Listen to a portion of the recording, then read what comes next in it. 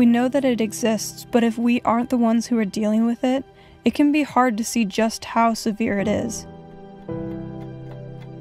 In the US, a woman is assaulted or beaten every 9 seconds. That's almost 10,000 women a day. Every 45 seconds, someone is sexually assaulted.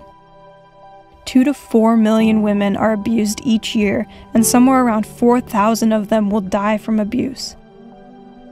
If you can think of 4 girls who are younger than the age of 18, chances are one of them has been or will be subject to abuse by a non-stranger. And if you know 6 boys under 18, one of them has or will experience abuse as well. And it's not just young people. 1 out of 10 elderly may experience some type of abuse as well. Domestic violence is a learned behavior. Abuse is all about power and control. It isn't caused by alcohol, anger, illness, or even stress.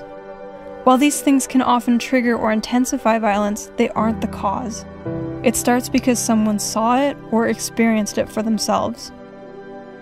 Each year, millions of kids are exposed to domestic violence.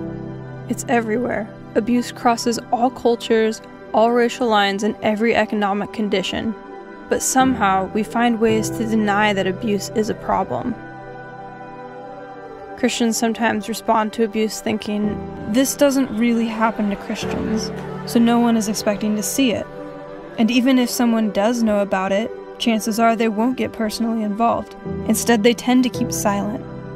Victims might be too ashamed or scared to bring it up, so it continues to happen behind closed doors with nothing to stop it. Untended to, domestic violence can cause countless problems for a victim.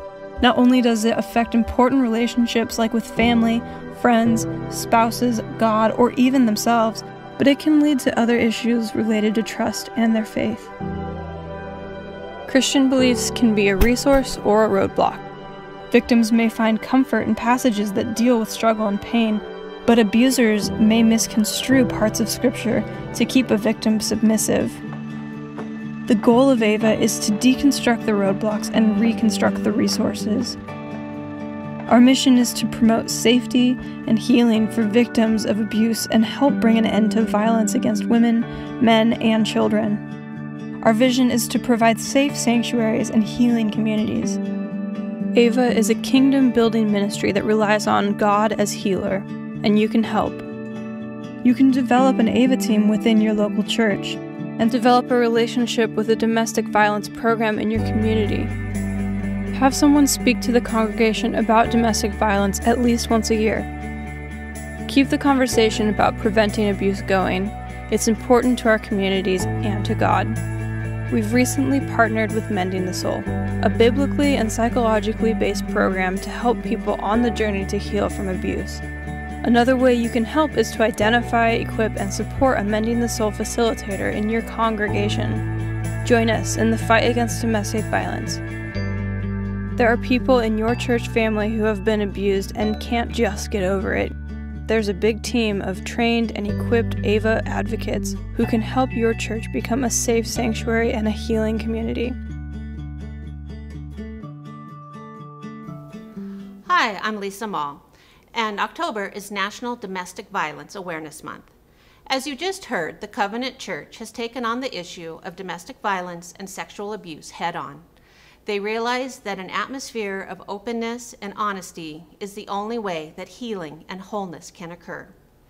Towards that end, the church has created a volunteer position for an advocate for victims of abuse, or AVA. I have volunteered to become Centennial's advocate. Last summer, I attended a conference through the Covenant Church that gave me training and certification in this area. Nobody, male or female, deserves to be abused, either physically, sexually, emotionally, spiritually, or economically. The good news is that hope, help, and most of all healing can be found in Jesus Christ. No matter how long ago the abuse occurred, or if it just happened this morning, I would be honored to come along beside you and walk through this journey with you. If you have any questions, please come and see me afterwards. Thank you.